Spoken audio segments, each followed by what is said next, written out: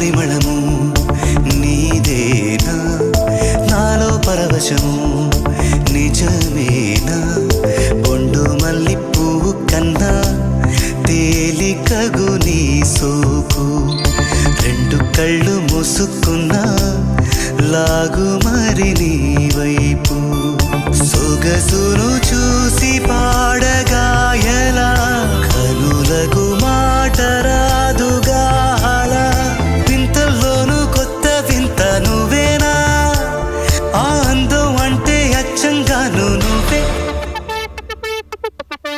ఏ చిలిపి కళ్ళలోన కలవో